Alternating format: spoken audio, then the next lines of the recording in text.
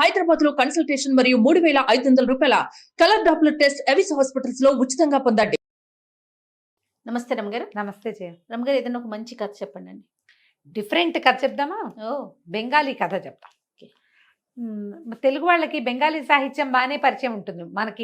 మనకి లేక కాదు, బోళ్ళంత మంది కవులు, రచయిత్రులు ఉన్నా కూడా ఓల్డ్ అని పురాణ గాథలు ఎన్నున్నా కూడా ఎందుకనో తెలీదు మన వాళ్ళు బెంగాలీ కథలు బోలెడని ట్రాన్స్లేట్ చేశారు. ఇంగ్లీష్ కథలు ట్రాన్స్లేట్ చేశారు. మా ఫేవరెట్ ఈవిడ పేరెంట్ మన మాలతీ చందూర్ గారు, పాత కెరటాల పేరుతోటి అవిను. ఈ బెంగాలీ కథలైతే ఇక అసలు ఎన్ని కథలో అందులో నుంచి ఒక చిన్న కథ చెప్తా. కాయకల్ప చికిత్స. ఈ చికిత్సల్లో అంటే ఈ వైద్యంలో కాయకల్పం అనేది ఒక ప్రత్యేకమైన చికిత్స. అదొట్టి డాక్టర్లు కాదు, సాధువులు, సన్యాసులు వాళ్ళు చేసేవాళ్ళు. టంటనే మనకు తెలీదు, పేరే తెలుసు. అయితే హరిద్వార్లో కుంభమేళా జరిగిందట. కుంభమేళా అంటే మామూలు సంగతి కాదు. అవును, ఎప్పుడో ఒకసారి 12 ఏళ్లకో 10 ఏళ్లకో 16 ఏళ్లకో వస్తూ ఉంటుంది.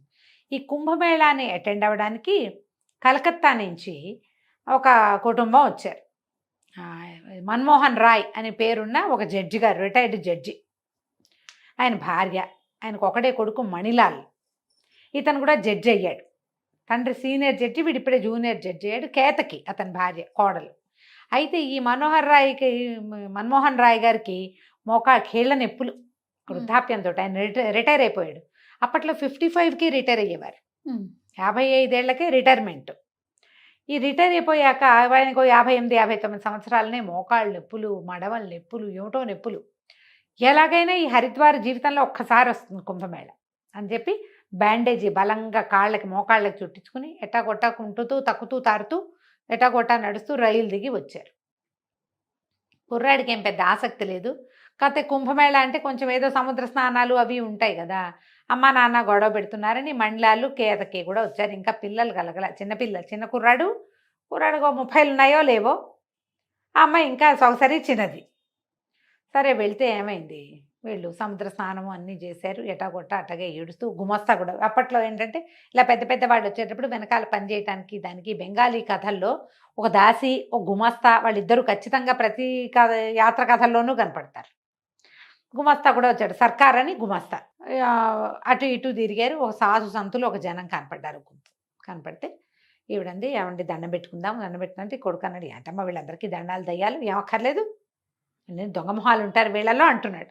చిచ్చి అట్లా అనకూడదురా, దండం పెడదాము, ఏమండి మీ కీళ్ళ నొప్పులు తగ్గుతాయేమో, ఏదైనా సాధు సంతులను అడుగుదామండి అన్నది. ఇంకేముంది, చావుకే తగ్గేది నా నొప్పులు, ఇక అయిపోయింది, మన సర్వీస్ అయిపోయింది అన్నాడు ఆయన భర్త జడ్జి గారు.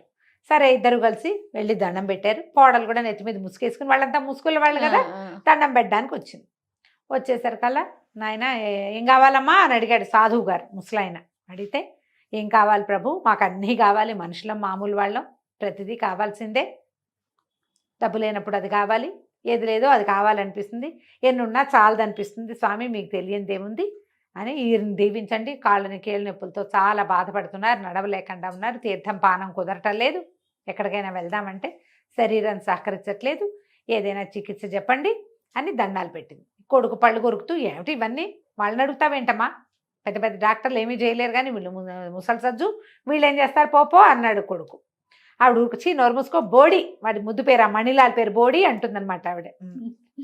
అలా పిలుస్తారు కదా పిల్లల్ని, గుండు అలా పిల్లలు గుండు అని పిలుస్తారు, అలాగే బోడి అంటుంది అన్నమాట. ఊరుకోరా అని దండం పెట్టండి అని ఈయన జడ్జి గారు అతి కష్టం మీద వంగి ఎలాగోలాగా దండం పెట్టాడు.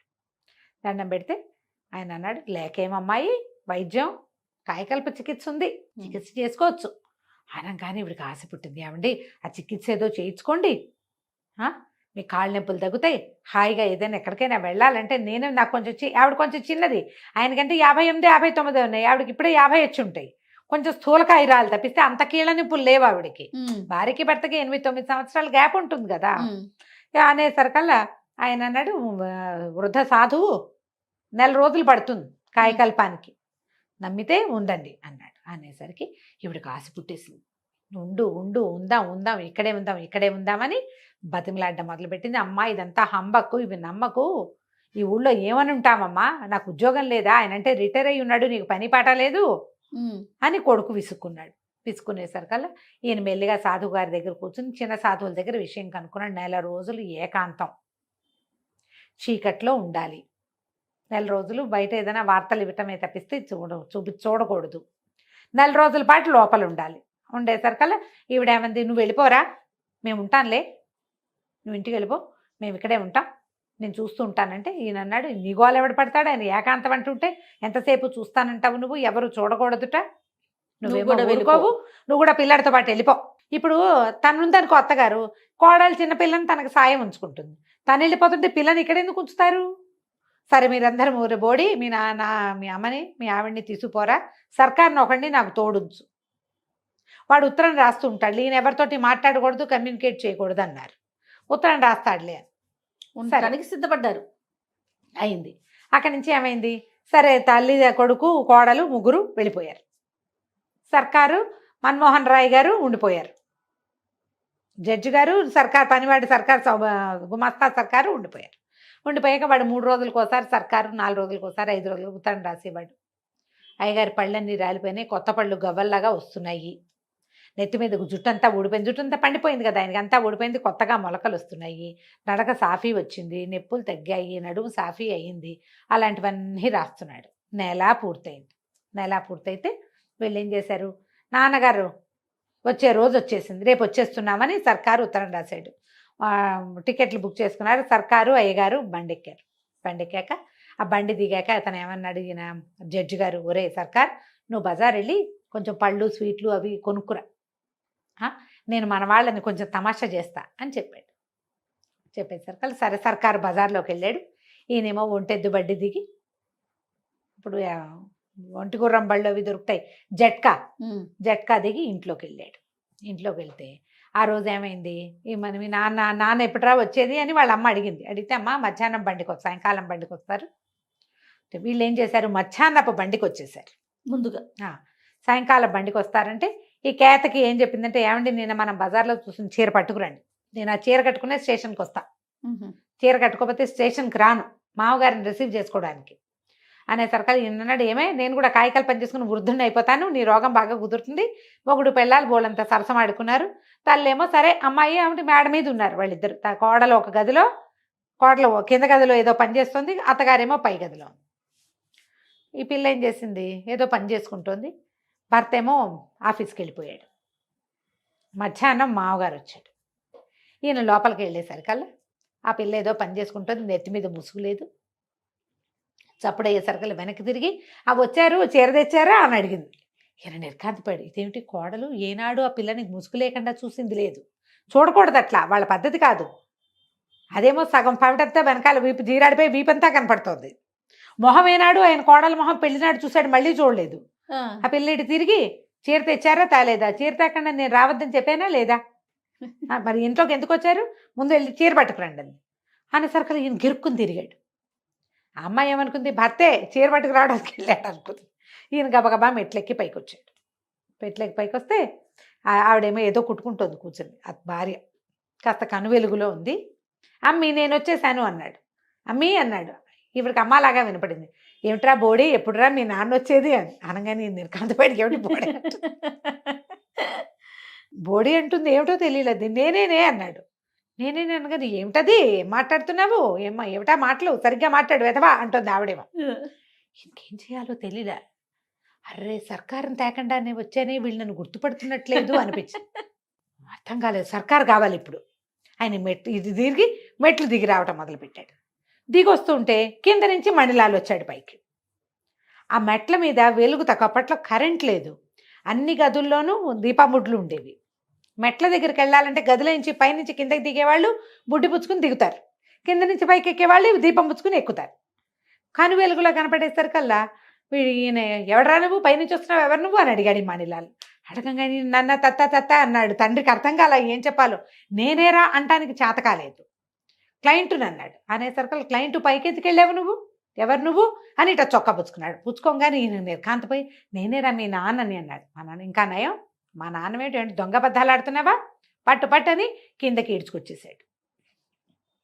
ఈడ్చుకొచ్చేసరికల్లా ఈ లోపల వాళ్ళ అమ్మ పైనుంచి కాస్త దిగుతోంది, యువతలకి వచ్చింది.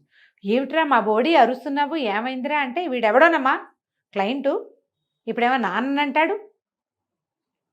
చూసుకోవరా మీరు అన్నాడు. చూసుకోవటం ఏమిట్రా, ఇప్పుడు నువ్వేగా కిందకి దిగెళ్ళావు అంటుంది. కొడుకే వచ్చాడు అనుకుంటుంది కదా ఆవిడ. నేను కిందకి దిగి రావటం, నేను ఇప్పుడే వస్తున్నా, వీడెవడో పైనుంచి కిందకి దిగుతున్నాడు అని చెప్పేసి గట్టిగా పనివాడిని కేకేసి, ఒరే వాకిట్లో పోలీస్ బాయ్ నాగి ఉంది చూడు, ఆయన కేకేసుకురా అన్నాడు. ఆ దారి జడ్జి గారి మ్యాజిస్ట్రేట్ కదా ఇతను, అది అంతకుముందే పోలీస్ వ్యాన్ ఒకటి ఈయన్ని దింపెళ్ళింది, ఎస్కార్ట్ వస్తుంది. వాడు పరిగెత్తుకుంటూ వెళ్ళి పోలీస్ ఇన్స్పెక్టర్ని పిలుచుకొచ్చారు. పోలీస్ ఇన్స్పెక్టర్ వచ్చాడు. ఆ కను వెలుగులో ఎవరో కుర్రాడు, ఇంచుమించుగా మణిలాలంత పొడుగు ఉన్నవాడు, నెత్తి మీద జుట్టు, వృద్ధుడయ్యేందుకు అవకాశం సుతరాము లేదు. ఇంకేముంది? అక్కడి నుంచి పోలీస్ ఇన్స్పెక్టర్ లోపలికి వచ్చి, ఎవరో నువ్వు ఏమిటంటే, ఇన్స్పెక్టర్ గారి కుర్చీ వేశారు. ఈయన హతాశుడని నెత్తివి చేయబెట్టుకుని కింద కూలబడ్డాడు. మామూలు పరిస్థితుల్లో అయితే ఆయన కింద కూలబడలేడు, మోకాళ్ళు సహకరించవు. ఇప్పుడు కుర్రాడైపోయాడు ఆయన, ఢామ్మని కింద కూర్చున్నాడు. ఈ మణిలాల్ అన్నాడు, ఎవరోనండి, ఇంట్లోకి వచ్చేసాడు. ముందేమో క్లయింట్ అన్నాడు, ఇప్పుడేమో మా నాన్న అంటాడు. నేనేరా అబ్బి, నువ్వు నన్ను గుర్తుపట్టలేదా అంటాడు ఆయన నెత్తి కొట్టుకుంటూ. ఇంతలో ఏమైంది, సర్కారు వచ్చి, వీళ్ళు వచ్చి 2 గంటలు అయిపోయింది కదా, ఆ సర్కారు పళ్ళు పువ్వులు అన్నీ మోసుకుని లోపలికి వచ్చి, అయ్యగారు ఏంటండి కింద కూర్చున్నారు అన్నాడు. అనగానే మండలాలు నిర్కాంతపడి, ఎవరిని రా అయ్యగారు అంటాం, అదేంటి బాబు మన నాన్నగారే అని ఆ సర్కారు చెప్పాడు. చెప్పంగానే ఆవిడ పరిగెత్తుకుంటూ పైనుంచి కిందకు వచ్చింది. కేతకి సిగ్గేసింది. ఇందాక మావగారేనమాట లోపలికి వచ్చింది, వీపంతా చూపించింది, చూపించేసింది, నెత్తి మీద కొంగు సవరించుకుంటూ వెళ్ళి ఒక మూల నుంచి ఆయన 2 దీపాలు పెట్టి ఇన్స్పెక్టర్ చూస్తే ఏముంది, నుంచున్న మండలాలు ఒకడు, నేల మీద కూర్చున్న మండలాలు ఇంకొకడు. తండ్రి డిట్టో కొడుకులాగానే ఉన్నాడు. ఆయన ఆశ్చర్యపోయాడు, ఏంటండి బాబు ఇదే, కాయకల్ప చికిత్స చేసుకున్నానండి, అక్కడికి ఉత్తరాలు రాసాము, పళ్ళు వచ్చినాయి, జుట్టు వచ్చిందని, వీళ్ళని సర్ప్రైజ్ చేద్దామని ముందొచ్చేసాను. సర్కారు లేకుండా రావడం వల్ల నేను మీ కాళ్ళ దగ్గర కూర్చోవాల్సి వచ్చింది. ఆ సర్కారు వచ్చి గబగబా రెక్కపుచ్చుకొని లేవదీశాడు ఆయన. మణిలాల్ కూడా నిర్కాంతపోయాడు. కాయకల్ప చికిత్స ఇంత చేస్తుందా, మా నాన్న నన్ను చేసేసిందిగా. కోడలు సిగ్గుపడి చచ్చి లోపలికి పోయింది. ఇంకేం చేయాలో తెలియక ఇన్స్పెక్టర్, క్షమించండి పొరపాటు అయింది, ఎందుకు పోలీసులు పిలిచారు బాబు అని అడుగుతున్నాడు సర్కారు. ఇప్పుడు అక్కడ ఎవరో దొంగ అనుకున్నాడు. ఇంతలో ఏమైంది, మ్యాజిస్ట్రేట్ని కలవడానికి ఒక వార్త, టీవీలో వార్తలు పేపర్లో వేస్తారు కదా, ఒకళ్ళు వచ్చి వీళ్ళిద్దరిని ఫోటో తీశారు. ఫోటో తీసి మర్నాడు పేపర్లో వేశారట. 25 ఏళ్ల భర్త, 50 ఏళ్ల భార్య, ఇప్పుడు ఏం చేస్తారు వీళ్ళు అని. ఆవిడ లబోది బోమని ఏడుపు, మళ్ళీ చికిత్స చేసుకురా, లేదా ఇంకా 4 రోజులు నేను చచ్చాక ఇంకో పెళ్లి చేసుకుందు కానీ, ఇప్పుడు కొడుకు అంత ఉన్నవాడితోటి నువ్వు నేను కలిసి ఉంటాం ఏమిటంటుంది ఆవిడ. అబ్బాయి 25 ఏళ్ల వాడైపోయాడు ఆయన. అదే పళ్ళు ఊడిపోయినాయి, కొత్త పళ్ళు వచ్చినాయి, జుట్టు అంతా ఊడిపోయింది, తెల్ల జుట్టు అంతా, మళ్ళీ ఫ్రెష్ జుట్టు వచ్చింది. వాడు చూస్తే అన్నయ్య భార్య, తమ్ముడు పక్కన, కొడుకు పక్కన నుంచుంటే ట్విన్స్ అల్లే ఉన్నారు వాళ్ళిద్దరు. కోడలంటది, ఓహో 50-60 ఏళ్ళు వస్తే మీ నాన్నలాగా అవుతారా మీరు, కర్మ అంటుంది. ఎవరైనా మనకి 25లో 30లో తెలియదు కదా, 50 వచ్చాక ఎలా అవుతామో మనకి ఎట్లా తెలుస్తుంది. అప్పుడు వార్తల్లో కూడా పడ్డారట వాళ్ళు. కాయకల్ప చికిత్స చేసుకుంటే భార్య భర్త ఇద్దరు చేయించుకుంటే ఇద్దరు యంగ్ అయ్యను. ఆవిడ ఇక్కడే ఉంది, ఆయనకి మోకాళ్ళ నొప్పులు పోవడం కోసం చేస్తే ఇదిగో ఇది అయ్యింది అనమాట. కథ కంచికి మనం ఇంటికి. బాగుంది రమ్మగారు. నమస్తే. నమస్తే.